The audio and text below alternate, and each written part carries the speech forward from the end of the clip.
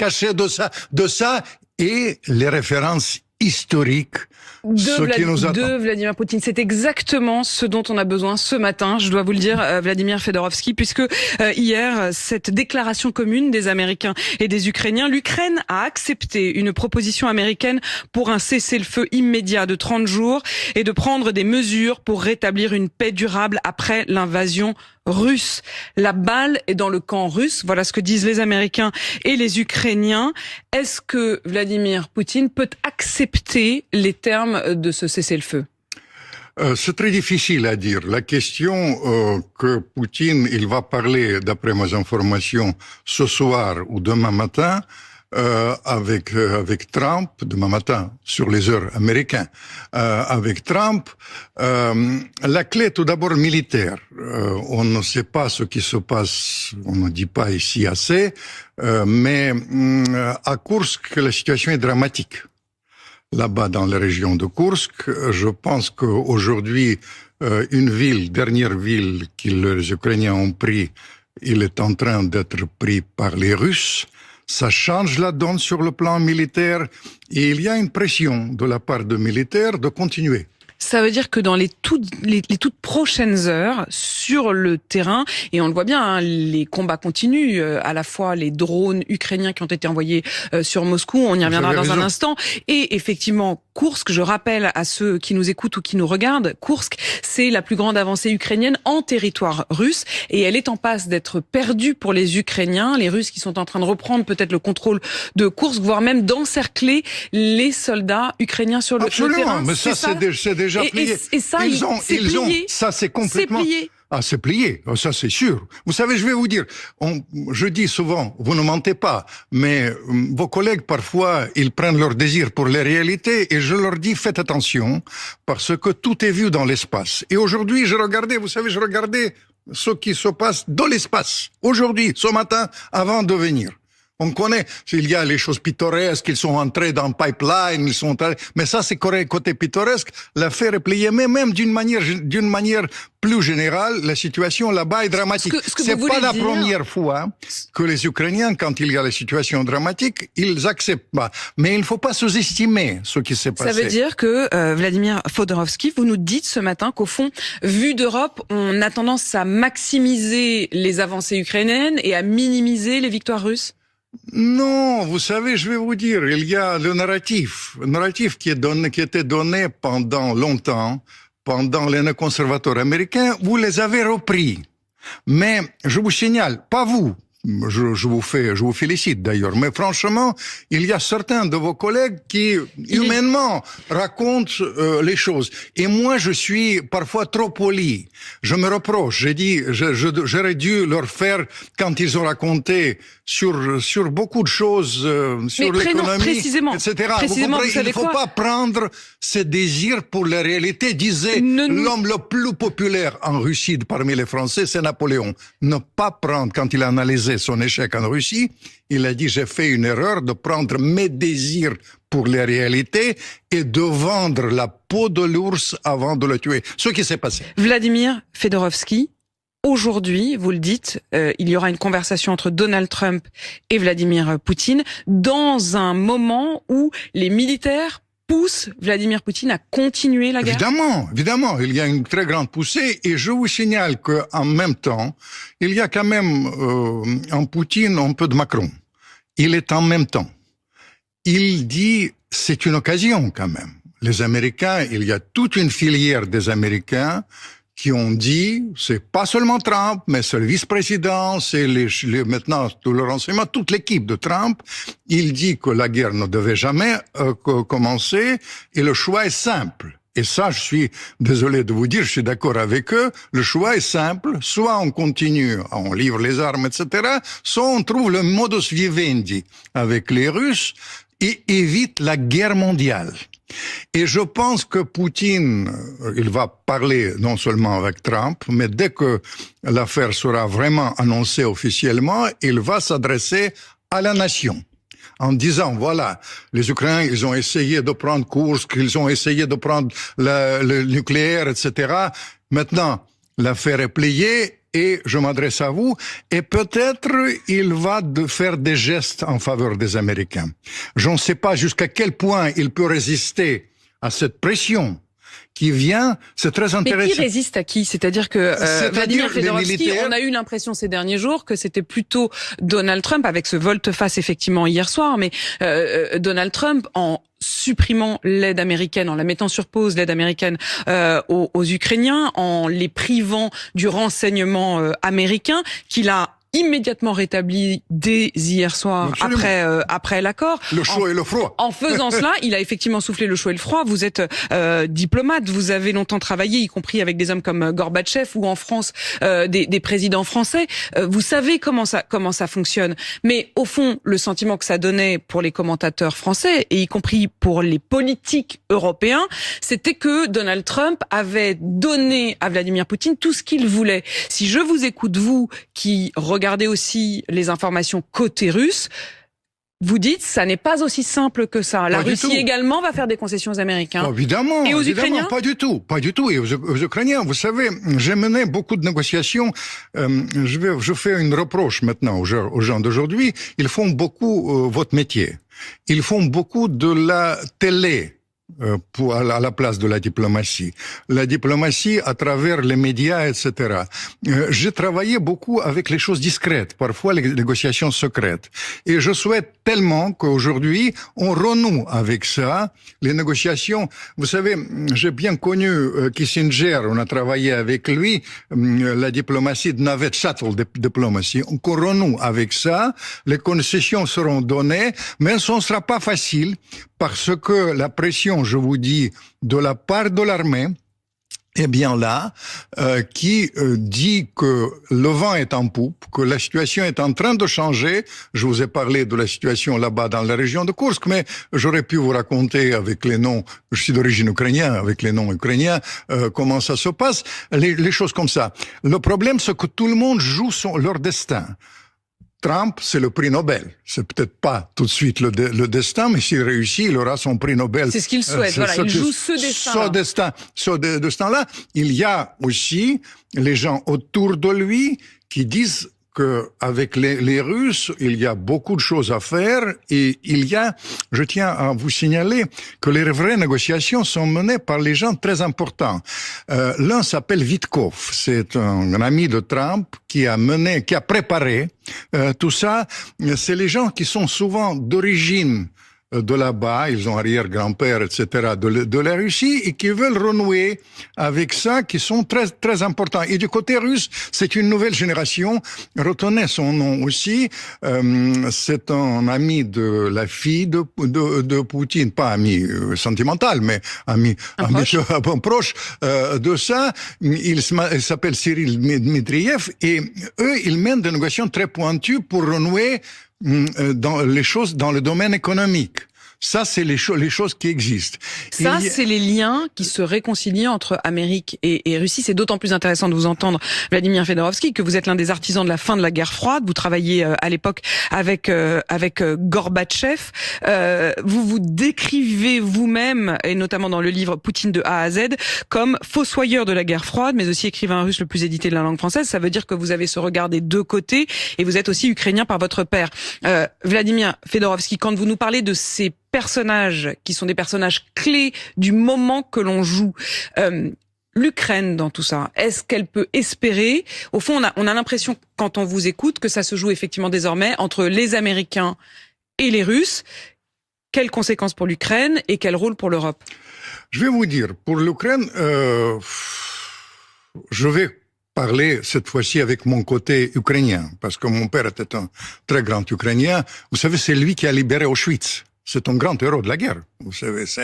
Et je tiens à vous dire, pour l'Ukraine, j'étais toujours persuadé que maintenant, il y a une chance pour l'Ukraine. Il faut que ça s'arrête le plus rapidement possible pour nous tous, mais surtout pour les enfants ukrainiens. Vraiment qu'on s'arrête parce les pertes sont énormes. Et je suis persuadé que si ça s'arrête, l'Ukraine indépendante et prospère peut être reconstruite très vite. je suis partisan de l'entrée de l'Ukraine le plus rapidement possible dans l'Union européenne. Ça coûtera très cher, mais puisqu'on est dans le désir de changer la donne, peut-être il faudra le faire. Et dans ce cas-là, c'est autour de ça qu'on peut trouver le compromis. Parce que Poutine, il accepte l'idée de l'entrée de l'Ukraine dans l'Union européenne. En revanche, Trump, il a déjà annoncé, hier dans les négociations, c'était dit plusieurs fois, que la perspective de l'entrée de l'Ukraine en Union... dans l'OTAN dans l'OTAN, c'est absolument irréaliste. Oui. Vous voyez, l'Union européenne et l'OTAN, ça c'est déjà le compromis.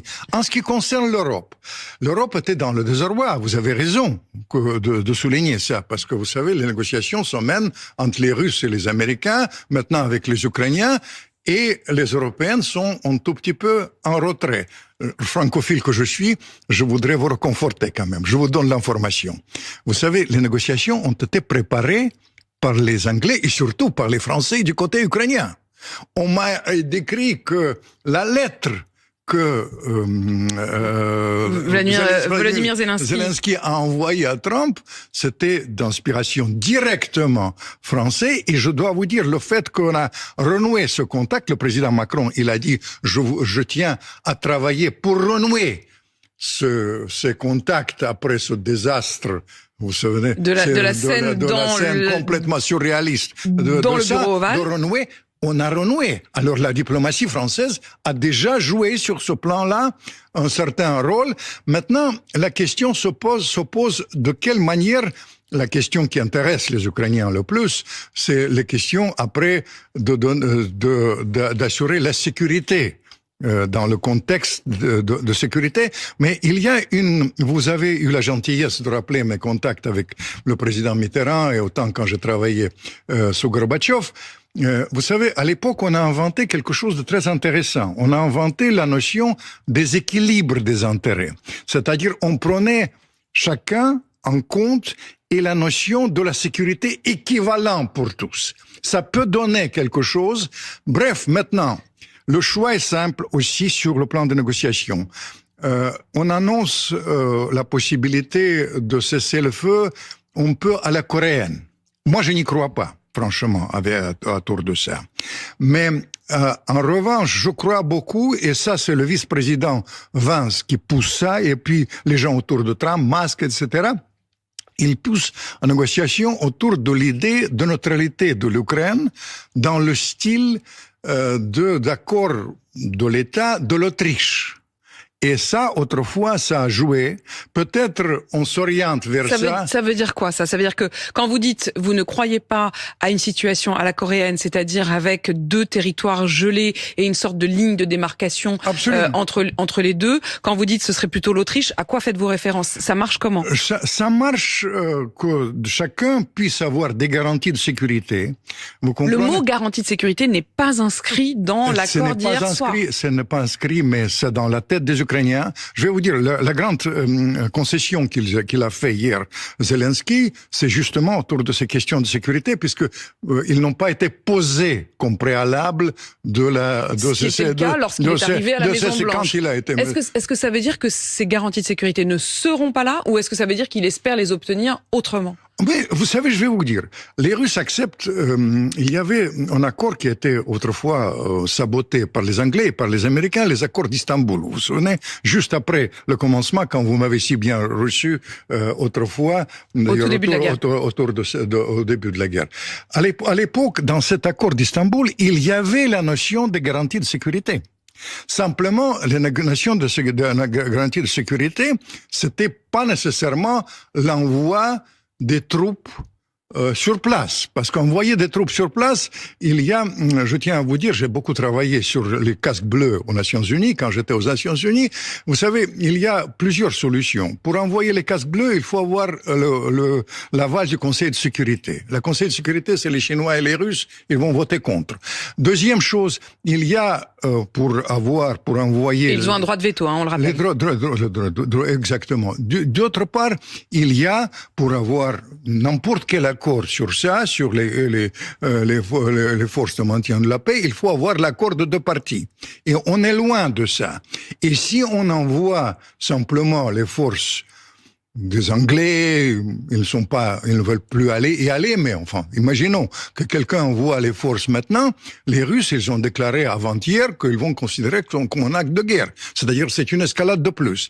Dans le contexte où, je suis certain, il faut parler plutôt de la paix et pas de la guerre, il faut essayer de trouver l'issue, je pense que le compromis c'est autour de cette possibilité de reconstruire l'Ukraine, de faire de l'Ukraine un trait d'union au centre de l'Europe entre la Russie et comme membre de l'Union européenne d'une part, et d'autre part, des garanties réciproques de sécurité qui étaient prévues par les accords. Et là-dessus, vous êtes plutôt confiant, mais Vladimir Fedorovski, sur quelle frontière est-ce que l'Ukraine va devoir accepter de renoncer à une partie de son territoire? C'est prémonitoire pour le dire.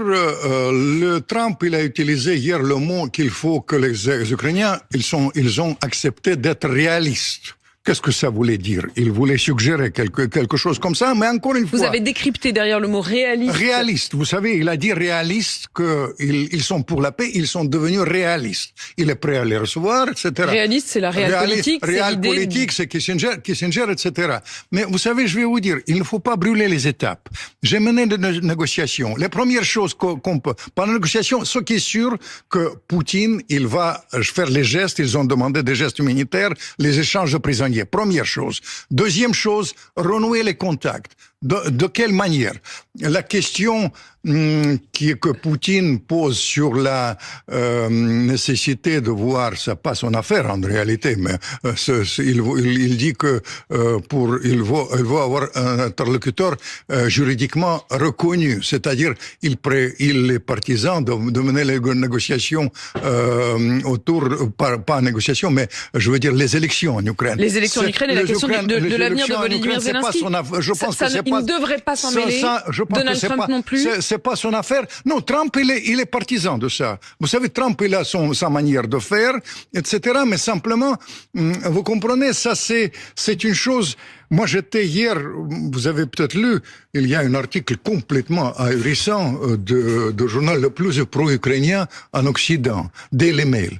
Ils ont publié l'article en disant qu'il faut que ça change la donne, que les élections soient organisées le plus rapidement possible. Donc, si l'Union européenne. Si eux-mêmes poussent effectivement pour de nouvelles élections, pour que ce soit un autre homme que Volodymyr Zelensky potentiellement. Mais Vladimir Fedorovski, je voudrais vous poser une question sur le mot menace existentielle. Oui. C'est la phrase qui a été prononcée par Emmanuel Macron lors de sa dernière allocution. Il a dit que la Russie était désormais une menace existentielle, y compris pour la France. Est-ce que vous partagez ce constat ou est-ce que vous estimez que les mots sont trop forts? Vous savez, vous me rajeunissez. Parce que quand j'ai commenté les propos du président, quand j'étais porte-parole de la perestroïka, moi, je suis partisan de trouver quand même les choses, regarder ça d'une manière un peu plus pondérée.